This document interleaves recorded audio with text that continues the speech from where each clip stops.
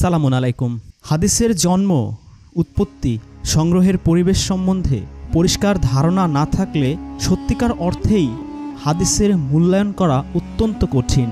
সুতরাং ওই সময়ের সামাজিক, রাজনৈতিক, অর্থনৈতিক এবং ধর্মীয় অবস্থা ইসলামের দৃষ্টিতে ইতিহাসের আলোকে জানা আমাদের জন্য অত্যন্ত জরুরি। ইসলামিক ফাউন্ডেশন কর্তৃক প্রকাশিত ইসলামী বিশ্বকোষের আলোকে তথ্যগুলো আপনাদের পরিবেশন করছি। যদিও যেহেতু সরকারি প্রতিষ্ঠান এবং আলেম ওলামারাও বিতর্কে এড়ানোর জন্য অনেক কিছুই তারা লুকিয়ে বা এমনভাবে প্রেজেন্ট করেছেন যাতে করে কেউ বিতর্কিত হয়ে না পড়েন, তারপরেও এর মধ্যে অনেক সত্য, নিগূঢ় সত্য উঠে এসেছে। শুরু করা যাক।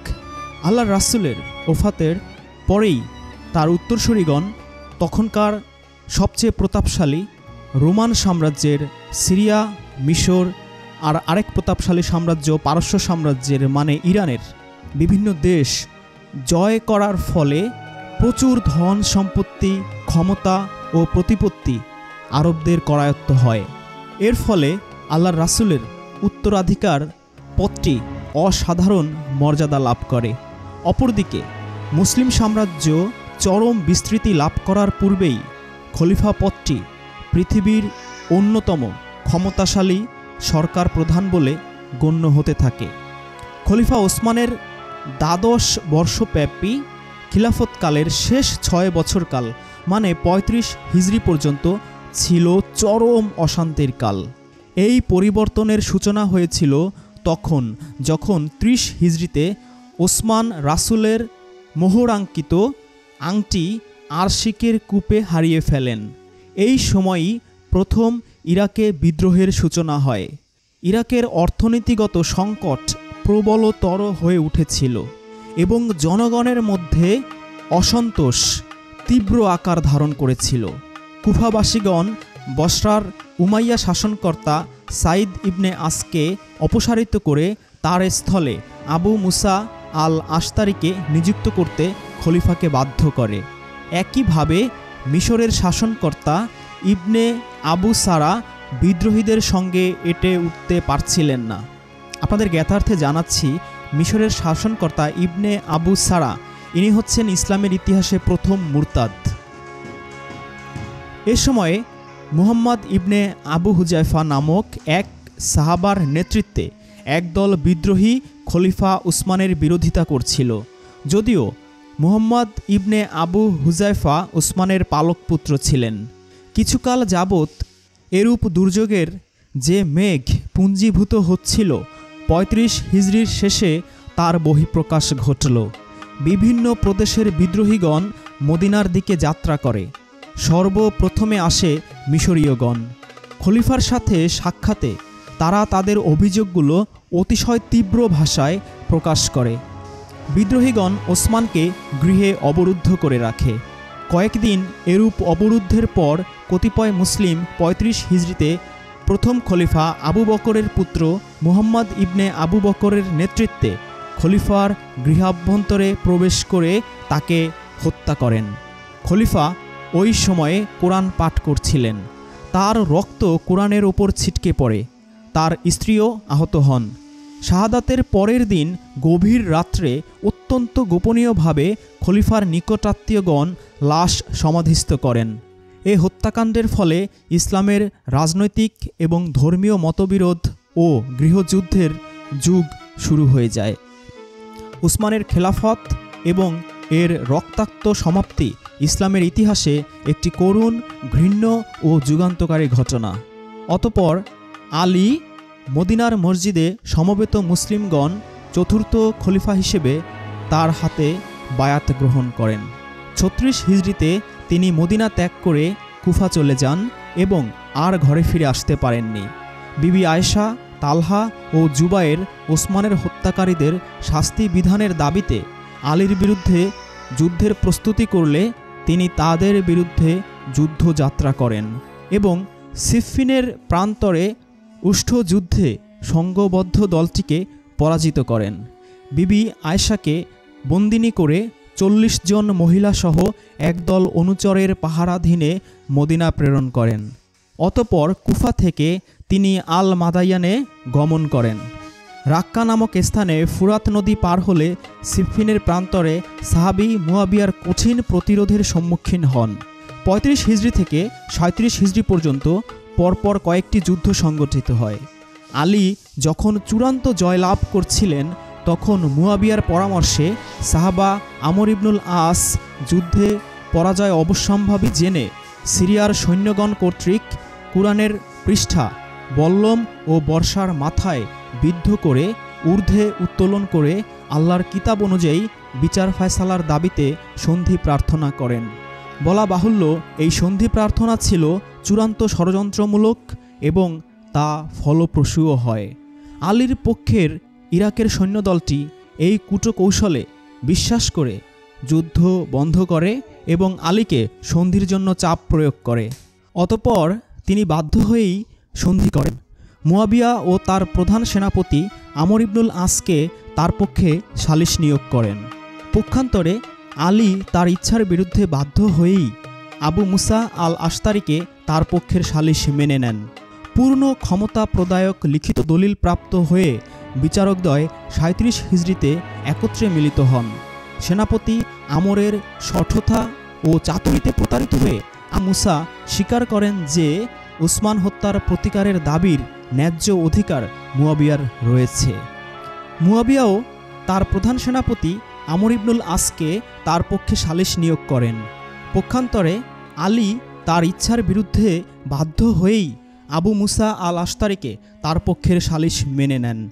পূর্ণ ক্ষমতা প্রদায়ক লিখিত দলিল প্রাপ্ত হয়ে বিচারকদ্বয় ৩৭ হিজরিতে একত্রে মিলিত হন। সেনাপতি আমরের শঠতা ও চাতুরিতে প্রতারিত হয়ে আবু মুসা স্বীকার করেন যে উসমান হত্যার প্রতিকারের দাবির ন্যায্য অধিকার মুয়াবিয়ার রয়েছে। সুতরাং আবু মুসা আলীকে খলিফা পদ থেকে পদচ্যুত করার প্রস্তাব মেনে নেন এবং সমবেত জনগণের সম্মুখে তা ঘোষণা করেন। সেই ঘোষণা অনুসারে আবু মুসার প্রতিবাদ সত্ত্বেও আমর ইবনুল আস মুয়াবিয়াকে খলিফা পদের যোগ্য ও বহাল ঘোষণা করেন। এই অবৈধ ঘোষণায় খিলাফতের প্রশ্নে ভয়াবহ জটিলতার সৃষ্টি হয়। এ অবস্থায় আলীর সেনাদলে আরও ভাঙনের সৃষ্টি হয়। আলী কেন সালিস প্রস্তাব মেনে নিলেন? এ অজুহাতে অনেক সৈন্যই আলীর সমর্থন প্রত্যাহার করে ও তার দল ত্যাগ করেন। আবদুল্লাহ ইবনে ওহাব আরাবসির নেতৃত্বে আলীর বিরুদ্ধে অস্ত্র ধারণ করেন। এরাই ইসলামের প্রথম বিভক্তির দল, যারা খারেজি বলে পরিচিত। অতঃপর আলী কুফায় ফিরে গেলেন। পক্ষান্তরে সুযোগের পূর্ণ সদ্ব্যবহারের জন্য মুয়াবিয়া আলীর বিরুদ্ধে অভিযানের পর অভিযান প্রেরণ করেন। অতঃপর আবু বকর ইবনুল মুলজাম আস সারিনি নামক জনৈক মুসলিমের গুপ্ত ঘাতকের হাতে আলী নিহত হন।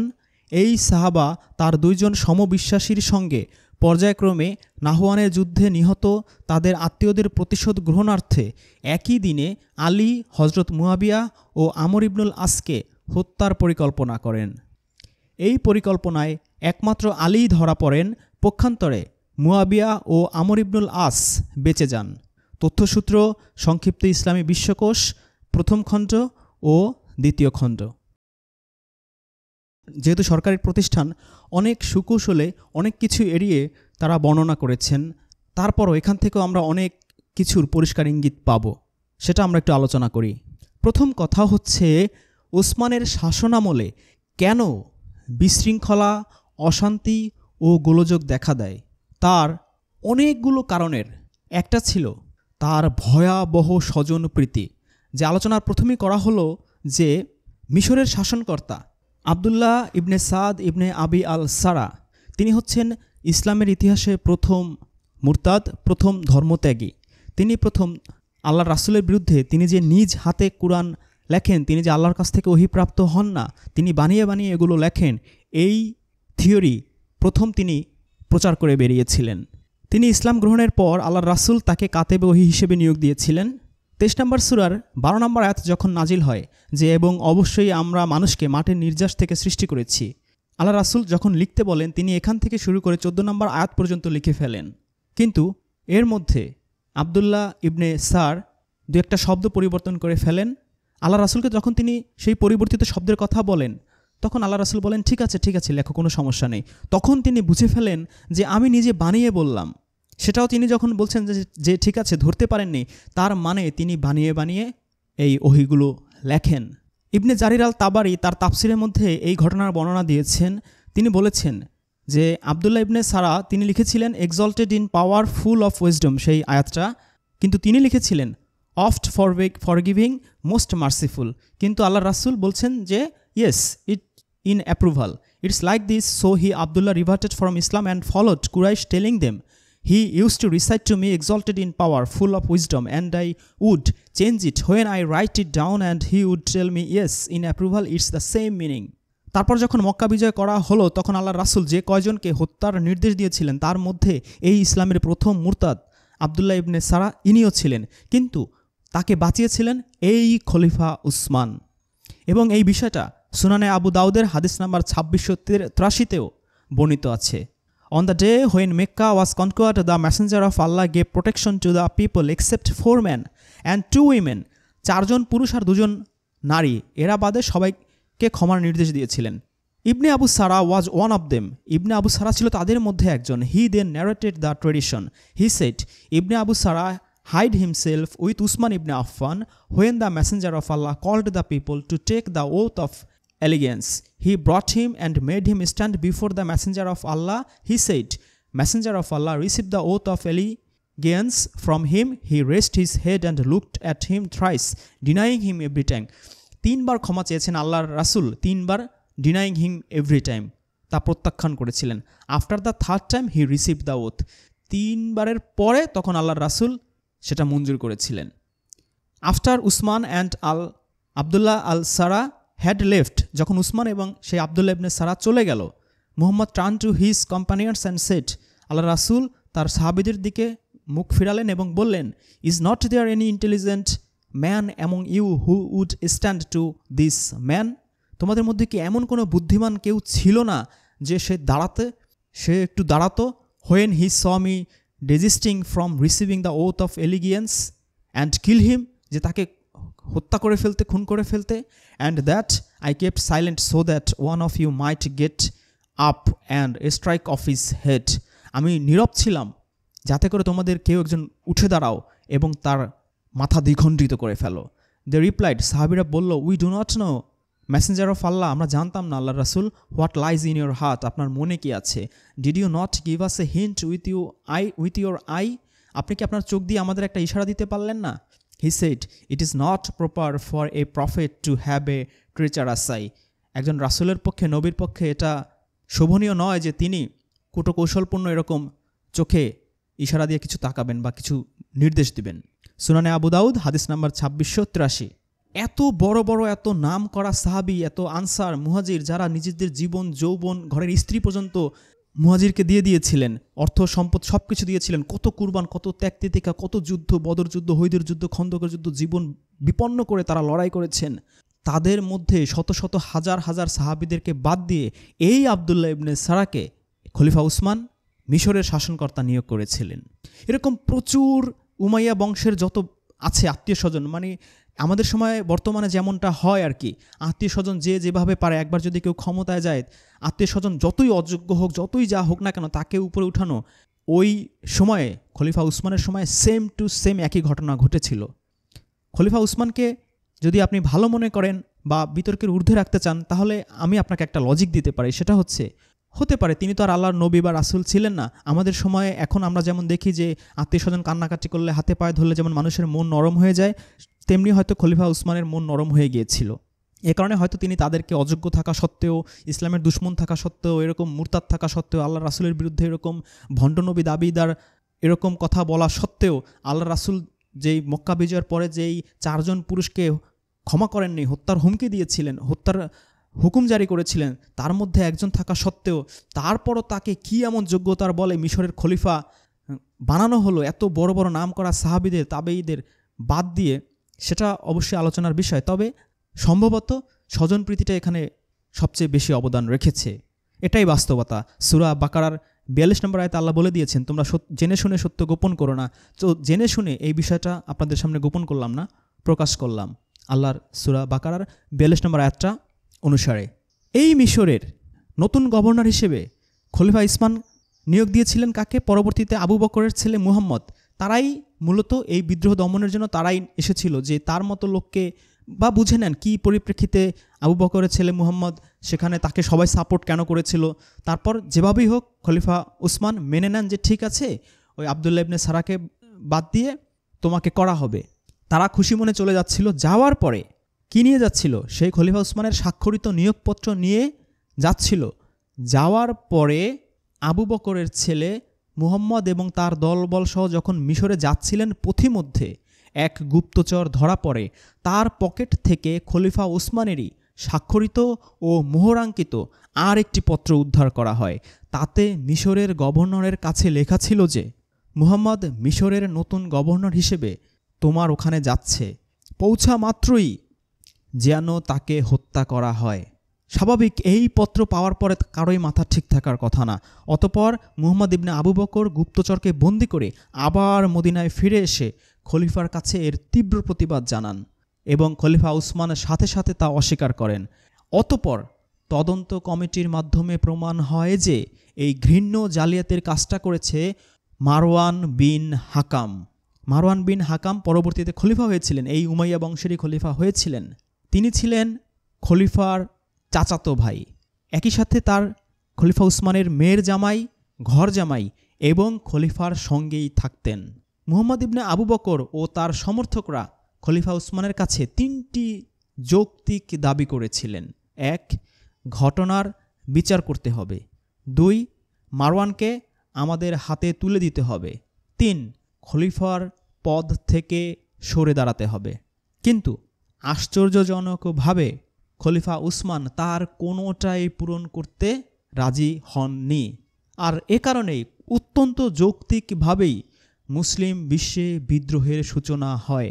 প্রশ্ন হচ্ছে, ফুলের মতো নিষ্কলঙ্ক, মিষ্টি মধুর মহান চরিত্রের হজরত উসমান কেন এত বড় একটা অপরাধী মারওয়ান বিন হাকামকে বুকে আগলে রাখলেন? কেন সেই মারওয়ানকে তাদের হাতে তুলে দিলেন না, অথবা তার এই ঘৃণ্য অপকর্মের বিচার করলেন না? এর উত্তর কোনো আলেম ওলামা আপনাকে দিতে পারবে না। একটা কাল সাপ বাঁচাতে গিয়ে নিজের জীবন এবং মুসলিম উম্মার ভবিষ্যৎ ভয়াবহ ভাঙনের মুখে ঠেলে দিলেন। কারণ কি? সে কি নিজের চাচাতো ভাই বলে, নাকি মেয়ের জামাই বলে? নিশ্চয়ই নয়। তবে এর রহস্য বড়ই বেদনাপ্লিত, বড়ই হৃদয় বিদারক, বড়ই কষ্টের, বড়ই মর্মান্তিক।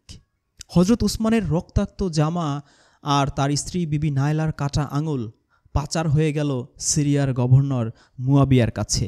22 বছর ধরে শক্ত শিকড় গেড়েছিলেন তিনি সেখানে। রক্তাক্ত জামা চিরকালই এক অব্যর্থ মারণাস্ত্র। সেই আঙুল, সেই জামা আগুন জ্বালালো সিরিয়ায়, আগুন জ্বালালো ইরাকে, মিশরে, ইয়েমেনে। ফুটন্ত ভাতের হাড়ির মতো একটার পর একটা বিস্ফোরা ফেটে যেতে থাকলো এখানে ওখানে সবখানে। একের পর এক চলন্ত কালনাগিনীর মরণ ছোবল, একের পর এক ফনা তুলে উঠল কালনাগিনীর মরণ ছোবল। রক্তস্রোত বয়ে গেল মধ্যপ্রাচ্যে, নেমে এলো ঘোর অমানিসা। যে নাটকের পুরস্কার হয়েছিল সেই খলিফা উসমানের জামাই, চাচাতো ভাই এবং প্রথম খলিফা হজরত আবু বকরের পুত্র, মিশরের গভর্নর হিসেবে নিয়োগ পাওয়া মুহাম্মদ ইবনে আবু বকরকে হত্যার ষড়যন্ত্রকারী মারওয়ান বিন হাকাম, যিনি ইসলামের 7ম খলিফার পদ অলঙ্কৃত করেছিলেন পুরস্কার স্বরূপ। ইসলামের ইতিহাসের দ্বিতীয় কলঙ্কের সূচনা হয় খলিফা উসমান খুন ও তার রক্তে কুরআন গ্রন্থ রঞ্জিত হওয়ার মধ্য দিয়ে। শরীয়ত ও প্রচলিত ইসলামী পরিভাষার সূত্রে রক্তে অজু ভেঙে খান খান হয়ে যায়, রক্তে রোজা ভেঙে যায়, রক্তে নামাজ ভাঙে, রক্তে শরীয়তের ধারা উপধারা ভেঙে চূড়ে তছ নছ হয়ে যায়। রক্তের ছোঁয়ায় সকল পবিত্র বস্তুও অবস্তু এবং বিশ্বাস অপবিত্র হয়ে যায়। সেই রক্তে অবগাহিত কুরআন গ্রন্থ মূলত অপবিত্র না হলেও তৎকালীন এক শ্রেণীর নেতৃস্থানীয় সাহাবা ও তাবেঈনদের চরিত্র যে চরমভাবে কলুষিত হয়েছিল তার সাক্ষী বহন করে মুয়াবিয়া ও তার দলের সাহাবাদের আচরণ থেকে। তার উচ্চাভিলাষ উসমানের শাহাদাতের পর থেকেই প্রকাশ্যে রূপ ধারণ করেছিল। তার শাহাদাতকে ইস্যু করে ন্যাক্কারজনক বিচারের দাবিতে মুসলিম রাজ্যময় যে দলাদলি, উশৃঙ্খল, বিশৃঙ্খল ও হানাহানি তথা গৃহযুদ্ধের সূচনা হয় এবং অবিরত চলতে থাকে, তার প্রধান নায়ক এই সাহাবা মুয়াবিয়া, অতঃপর তার পুত্র ইয়াজিদ। তার উদ্দেশ্য ও লক্ষ্য এমনভাবে প্রতিষ্ঠা লাভ করেছিল যা ১৫০০ বছর যাবৎ আজও তা বলবৎ আছে।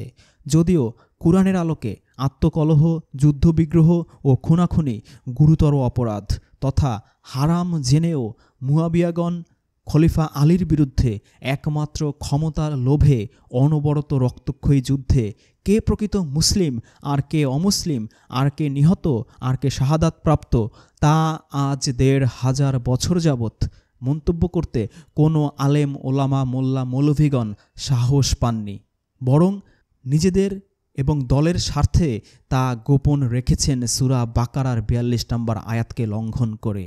একমাত্র রাসূলের নামে মিথ্যা হাদিস বা ফতোয়া প্রযুক্ত শরীয়তের বিধানের কারণে, কারণ এতে সাহাবাদের ভুল ত্রুটি ধরা বা সমালোচনা করা অজ্ঞাত কারণে জাহান্নামী হওয়ার কঠোর হুঁশিয়ারি বর্ণিত আছে। অন্যদিকে সত্যকে গোপন না করার কঠিন নির্দেশ কুরআনে বর্ণিত আছে। সূরা বাকারা আয়াত ৪২, সূরা মুমিন আয়াত ৫৫, সূরা বনী ইসরাইল আয়াত ৭৪-৭৫, সূরা আরাফ আয়াত ১৯৯-২০০। যে যাই করে তার ফল তিলে তিলে ভোগ করার ঘোষণাও কুরআনে বর্ণিত আছে। এমনকি আল্লাহর রাসূলকেও কোনো কোনো ক্ষেত্রে সামান্য ভুল ও অমনোযোগের কারণে দস্তুর মতো ধমক তথা তওবা করার তাগিদ দিয়েছেন আল্লাহ। সূরা আবাসায় সেই বয়স্ক বৃদ্ধ লোকের ক্ষেত্রে, সূরা তাহরিমের ১ নম্বর আয়াতে সেই স্ত্রীদের খুশি করার জন্য, সন্তুষ্ট করার জন্য হালাল জিনিসকে হারাম করার কারণে।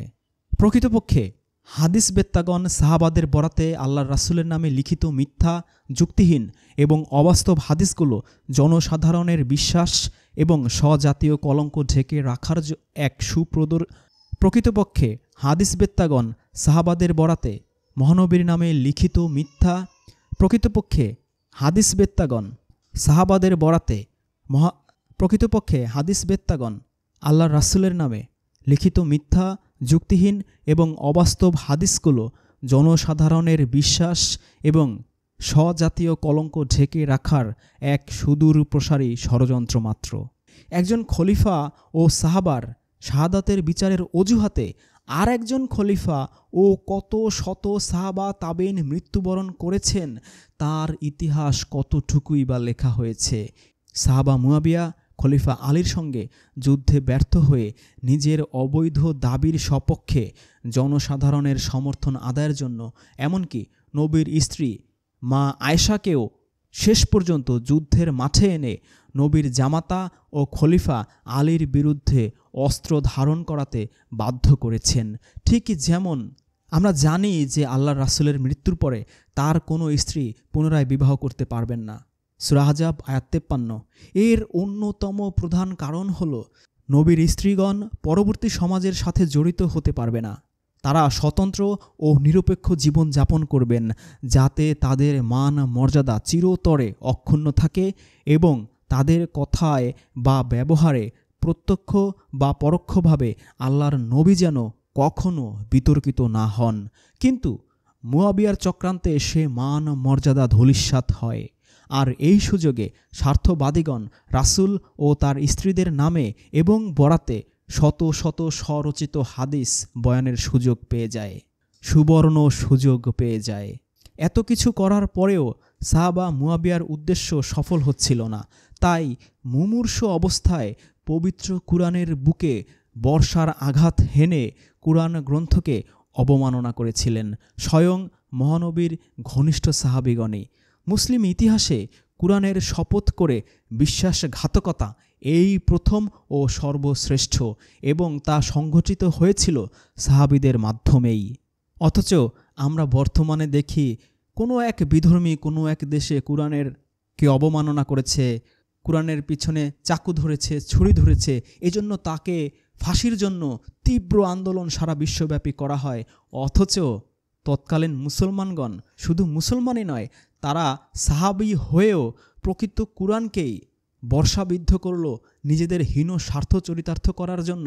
সাহাবা ও খলিফারা 60-70 হাজার জীবন দিল, রক্তে রঞ্জিত করল, কুরআনকে রঞ্জিত করল, কুরআনের শপথ করেও সেই শপথের সাথে বিশ্বাসঘাতকতা করল, তখন দেখি এই মুসলিম জাতির মোল্লা মৌলভী আলেম ওলামাগণ নীরব ভূমিকা পালন করে। তারা সেই খলিফা মুয়াবিয়া এবং তার দোসর, তার সমর্থক বাহিনীর বিরুদ্ধে টুটা শব্দ করতেও রাজি নন, শুধুমাত্র নিজেদের কায়েমি স্বার্থ উদ্ধারের জন্য, শুধুমাত্র প্রকৃত সত্য উদ্ভাসিত হওয়ার ভয়তে। সূরা বাকারার 42 নম্বর আয়াতকে লঙ্ঘন করে। সুন্নিদের ইতিহাস ও বিশ্বাস যে মুয়াবিয়া, আমর ইবনুল আস ও আলীকে একই সময়ে হত্যা করার জন্য খারেজি মুসলিমগণ ষড়যন্ত্র করে। এই ষড়যন্ত্রে একমাত্র খলিফাই ধরা পড়ে আর মুয়াবিয়া ও তার সেনাপতি রক্ষা পায়। পক্ষান্তরে শিয়াদের বিশ্বাস ও ইতিহাস ঠিক তার বিপরীত। মূলত অবৈধ খিলাফতের দখলদার খুনি মুয়াবিয়া, সেনাপতি আমর, এদেরই সৃষ্ট সেই ষড়যন্ত্র। মূলে এটাই যে যুক্তিসঙ্গত ও বিশ্বাসযোগ্য, যা পরবর্তী ইতিহাস পরিষ্কার সাক্ষী দেয়। এই মুয়াবিয়াই খলিফা আলীকে হত্যা করার জন্য লোক নিযুক্ত করেছিল। কারণ যেই দুজন ধরা পড়েনি সেই দুজন খলিফা মুয়াবিয়াকে এবং আমর ইবনুল আসকে হত্যার জন্য গিয়েছিল, তারা সেই দিন মসজিদেই যায় নাই। কি আশ্চর্যের ঘটনা! আবার যদি কেউ কাউকে হত্যা করতে না পারে, সে কি কখনো প্রকাশ্যে ঘোষণা দেবে? তারা দুজন প্রকাশ্যেও ঘোষণা দিয়েছিল। প্রকাশ্যে ঘোষণা দিলেও তো তার ফাঁসি হয়ে যায় যে কোনো দেশের আদালতের বিচারে, যে আমি অমুক দেশের খলিফাকে হত্যা করতে চাই। তাহলে এটা কি খুবই হাস্যকর নয় যে যারা হত্যা করতে গিয়েছিল তাদের নামটা পর্যন্ত প্রকাশ করা হয়েছে? পরবর্তী ইতিহাস তো দেখলে আরও পরিষ্কার হয়ে যায়। এই খলিফা মুয়াবিয়া তখন জীবিত আল্লাহর রাসূলের নাতি ইমাম হোসেনকে অযোগ্য মনে করে তার সন্তান ইয়াজিদকে তখনকার সময়ের সবচেয়ে যোগ্য হিসেবে পরবর্তী খলিফা হিসেবে মনোনীত করে যান। শুধু তাই নয়, তাড়াহুড়ো করে তার আশেপাশের যারা ছিলেন সবার হাতে বায়াত করাতে বাধ্য করেন। আর এর ফলেই ইমাম হোসেনকে কারবালার প্রান্তরে নির্মমভাবে হত্যা করার সুযোগ পেয়ে যায় ইয়াজিদ। শুধু হত্যাই নয়, হত্যার পূর্বে কারবালার প্রান্তরে 10 দিন পর্যন্ত নিরস্ত্র অসহায় শিশু পরিবারসহ অবরোধ, পানি ও খাদ্যের অবরোধ, অতপর পৈশাচিকভাবে হত্যা।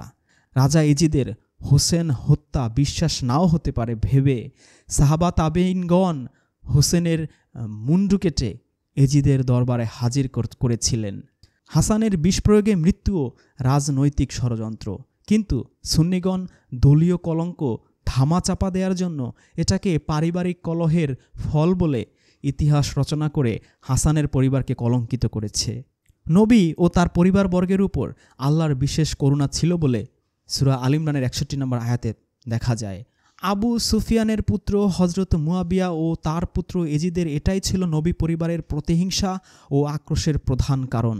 আর সেই কারণেই নবী পরিবারের উপর নেমে আসে যুগের পর যুগ অন্যায়, অত্যাচার, অবিচার, জুলুম, গুম, খুন ও নির্যাতন। ইসলামী বিশ্বকোষের আলোকে আলী ইবনে আবু তালিবের বংশধরদের অধিক সংখ্যকই ভাগ্য বিড়ম্বিত ছিলেন। তাদের দুঃখের কাহিনীতে মুসলিম ইতিহাস পরিপূর্ণ হয়ে আছে।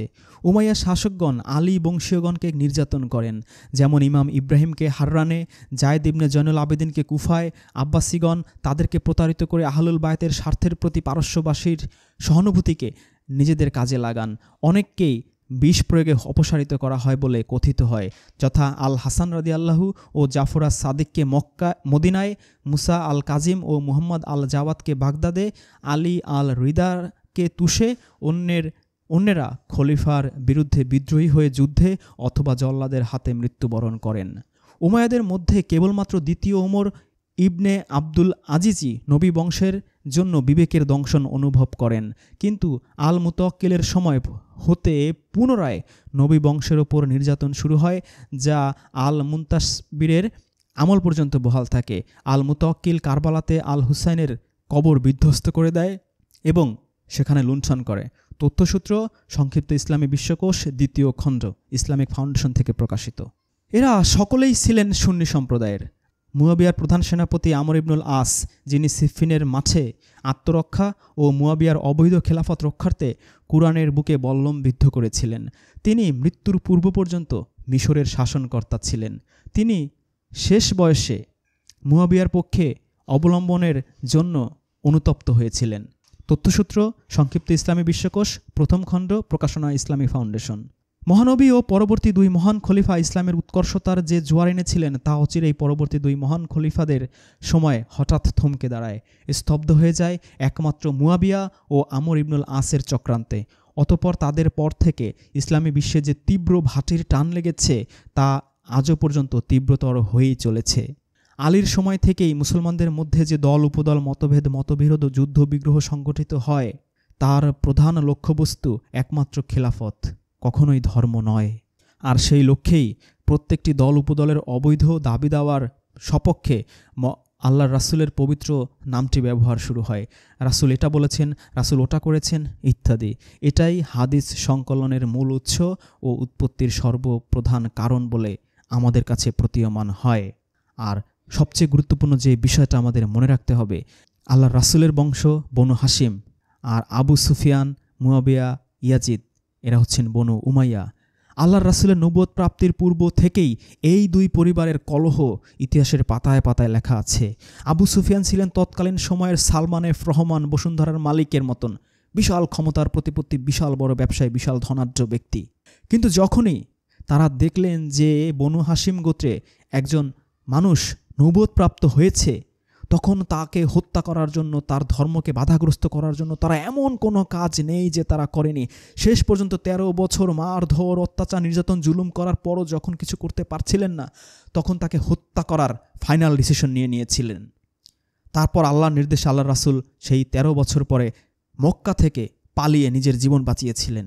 তখন এই আবু সুফিয়ান বাহিনী, এই আবু জেহেল বাহিনী, বিশেষ করে এই উমাইয়া বংশ, মানে এই আবু সুফিয়ান, মুয়াবিয়া, হিন্দা, এরা সেই সুদূর 300 কিলোমিটার দূরে মদিনায় গিয়ে আল্লাহ রাসূলকে হত্যা করার জন্য জান প্রাণ বাজি রেখেছিল। তাদের দুই পরিবারের একের প্রতি, মানে আল্লাহ রাসূলের পরিবারের প্রতি যে কি ভয়ঙ্কর ঘৃণা তাদের মধ্যে ছিল তার প্রমাণ আমরা পাই। আল্লাহ রাসূলের চাচা আমির হামজা যখন যুদ্ধে নিহত হন, তখন তার কলিজা চিবিয়ে খেয়েছিল এই আবু সুফিয়ানের স্ত্রী মুয়াবিয়ার মা হিন্দা। এরা তখন তক্কে তক্কে ছিল। অনেক চেষ্টা করেও আল্লাহ রাসূলকে দমাতে পারেনি। যখন আল্লাহ রাসূল মক্কা বিজয় করেন, তখন বাধ্য হয়ে আবু সুফিয়ান ইসলাম ধর্ম গ্রহণ করেন। কিন্তু তার মূল ব্যবসা বাণিজ্য সবে কিন্তু ছিল সিরিয়া কেন্দ্রিক। যখন আল্লাহ রাসূল নিহত হন, আল্লাহ রাসূল যখন মৃত্যুবরণ করেন, তখনই তারা আবার সেই সুযোগ পেয়ে যায়। বিশেষ করে খলিফা উসমানের সময়, খলিফা উসমান যেহেতু তাদের বংশেরই, বনু উমাইয়া, খলিফা উসমানকে বুঝিয়ে হোক, ভুল বুঝিয়ে হোক, ভালোভাবে বুঝিয়ে হোক, যেভাবেই হোক তাকে ম্যানেজ করে তারা বিভিন্ন জায়গায় আবার সমস্ত জায়গার সমস্ত বিজিত অঞ্চলগুলোর গভর্নরের দায়িত্ব, শাসকের দায়িত্ব, রাজার দায়িত্বগুলো পেয়ে যান তারা। এভাবে আবারও সেই সুবর্ণ সুযোগ আসে নবী পরিবারকে নির্বংশ করার জন্য, কিন্তু তারা কিছুতেই পারছিলেন না। আবু সুফিয়ান, তখনকার সে সবচেয়ে ধনাঢ্য ব্যক্তি আবু সুফিয়ানের পুত্র মুয়াবিয়া, যখন সিরিয়ার গভর্নর থাকেন, তখন তিনি আস্তে আস্তে, সিরিয়া ছিল তখন রোমান সাম্রাজ্যের সেকেন্ড রাজধানী, বর্তমানে বাংলাদেশের চট্টগ্রামের মতো এতটা প্রভাবশালী। রোমান সাম্রাজ্য ছিল খুবই প্রতাপশালী সাম্রাজ্য। রোমানদের দ্বিতীয় রাজধানী ছিল সিরিয়া। সেখানকারই গভর্নর ছিলেন মুয়াবিয়া। তিনি আলটিমেটলি রাজপ্রাসাদ থেকে শুরু করে অর্থ, বিত্ত তো তার আগে থেকেই পারিবারিকভাবেই ছিল। সমস্ত সমরাস্ত্র, সমস্ত লোকজন কিভাবে ম্যানেজ করতে হয় এটা পারিবারিকভাবেই তিনি শিখে ফেলেছিলেন। যখনই হযরত উসমান নিহত হন, তখনই তিনি তার সুবর্ণ সুযোগটা পেয়ে যান এই নবীর বংশকে আবারও নির্বংশ করার জন্য। যেই প্রতিশোধ তারা নিতে পারেননি, তার মা হিন্দা আল্লাহ রাসূলের কলিজা চিবিয়ে খেয়ে একটি প্রতিশোধ নিয়েছিল, সেই পরিপূর্ণ প্রতিশোধের সুযোগই তিনি পেয়ে যান যখন খলিফা উসমান নিহত হয়। খলিফা উসমান এর বিরুদ্ধে যখন বিদ্রোহীরা ঘেরাও করেছিল, তখন কিন্তু হযরত আলী তার দুই পুত্র হাসান এবং হোসেনকে কিন্তু তার খালুর বাড়ি পাহারা দেওয়ার জন্য রেখেছিলেন। তারপর হযরত আলীর বিরুদ্ধে তারা ভয়ঙ্কর প্রোপাগান্ডা চালিয়ে মানুষকে খেপিয়ে তোলে। আর খলিফা মুয়াবিয়ার বড় বড় অর্থমন্ত্রী থেকে শুরু করে বেশিরভাগ লোকই ছিল ক্ষমতালিপ্সু, অর্থলিপ্সু, এবং হযরত আলীকে, ইমাম হাসান, হোসেন এদেরকে হত্যা করে তারা তাদের সেই পৌত্তলিক বিভিন্ন জিনিস আবারও ইসলামের মধ্যে একে একে ঢুকিয়ে দেন আল্লাহর রাসূলের নামে, তার স্ত্রীর নামে, এবং নিজেদেরকে আশেকে রাসূল পরিচয় দেওয়ার জন্য তারা আল্লাহ রাসূলের দাড়ি, টুপি, জুব্বা এগুলো ব্যবহার করা শুরু করেন। এবং দরবারি আলেম প্রথা এই মুয়াবিয়া, ইয়াজিদ এরাই শুরু করেন।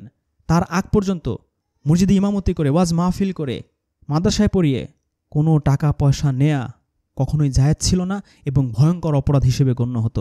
এই মুয়াবিয়ারাই দরবারি আলেম প্রথা শুরু করেন এবং তার প্রথম বিখ্যাত দরবারি আলেম ছিলেন আবু হুরায়রা। মুয়াবিয়ার দরবারের বিখ্যাত আলেম ছিলেন আবু হুরায়রা। মুনাব্বে, যিনি ইহুদি থেকে মুসলিম হয়েছিলেন।